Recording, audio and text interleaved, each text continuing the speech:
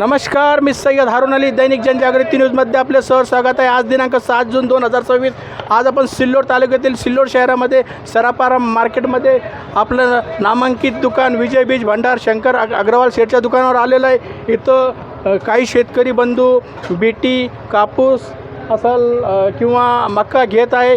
आपण त्यांच्या कर्मचाऱ्याकडून आपण प्रतिक्रिया जाणून घेऊया की कशा भावात देण्यात आली बीटी। भैया नमस्कार, आपलं जनजागृती न्यूजमध्ये स्वागत आहे।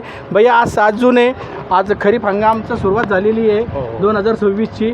शेतकरी आतुरतेनं पावसाची वाट पाहत आहे, तर तुम्ही बीटीचे कोणत्या पद्धतीनं दिले, कसं काय भावचं आहे? बियाण्याचं कसं आहे, जे सरकारनं ठरवलेल्या नियमानुसार आम्ही विक्री करतोय। हो, ते ओव्हर MRP वगैरे तसं काही लागत नसतं, जे सरकारनं ठरवलेलं। केवढ्याला बीटी दिली तुम्ही? एक थैली 800 रुपये, 800। वजन किती राहतं त्याचं? 475 ग्रॅमचं पॅकेट येतं। एका थैलीमध्ये किती वावर निघतं? 30 गुंठे, 28-25 असं राहतं। आणि मक्काची कशी दिली भैया? मक्का घेण्यावर आहे 1600, 1700, 1800 असे रेट आहे मक्का। मक्काची पॅकिंग किती आहे? केवढी? मक्काची पॅकिंग ही 3.5 किलो, 4 किलो अशी पॅकिंग येते। अच्छा, खताचं काय? खतात भेटवायला शेतकऱ्यांना? हो, खतं आहे ना, खतं चालू आहे सगळे। फार्मर ID वगैरे कार्ड असलं तर खतं सगळे चालू आहे ऑनलाईन पद्धतीने। हो। बरं साहेब, डुप्लिकेट बियाणं आणि ओरिजिनल बियाण्याची नेमकी ओळख काय राहते, कशी राहते याच्यामध्ये?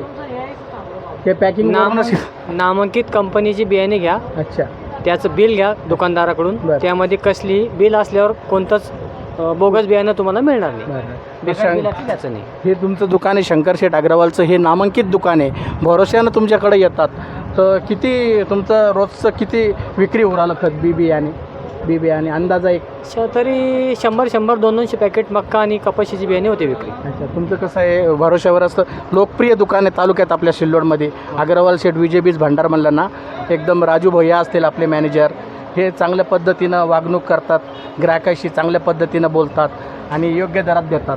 हो सर, बरोबर आहे तुमचं म्हणणं, बरोबर आहे। भैया नमस्कार, काय नाव भैया आपलं? गणेश तुपे साहेब, कुठून आले तुम्ही? नारला काय घेणे, बीटी घेणे? नाही ना, आपल्याला तुरीची बॅग घ्यायची। तुरीची बॅग घ्यायची का? बरं, घेतली मग?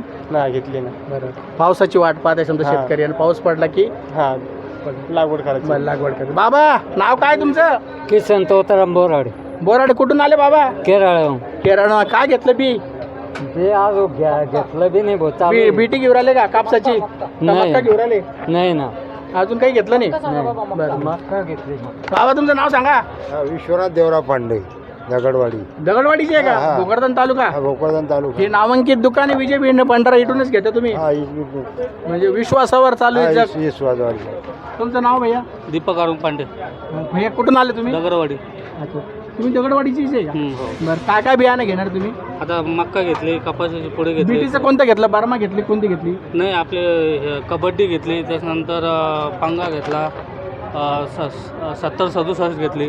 बरं, बारमाचंच एवढं नाव काहून आहे बरं? बारमाचं उत्पन्न जास्त निघतं का?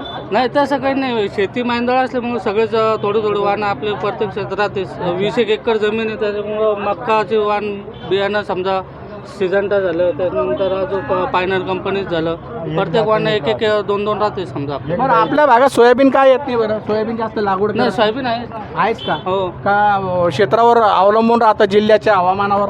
नाही, तसं काही नाही। समजा आता लोक भाव जिकडे असले, समजा जे वाण जास्त पेरले, आता सोयाबीनला समजा 7-8 हजार रुपये भाव आहे, तर शक्यतो आमच्याकडे सोयाबीन पेरणं जास्त आहे समजा।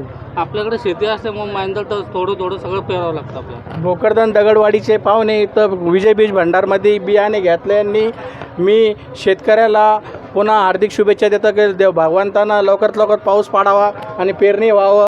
जिसका कोई नाही उसका खुदा होता है। मी पुन्हा येईल। जय हिंद, जय महाराष्ट्र। दगडवाडीला पाहुणे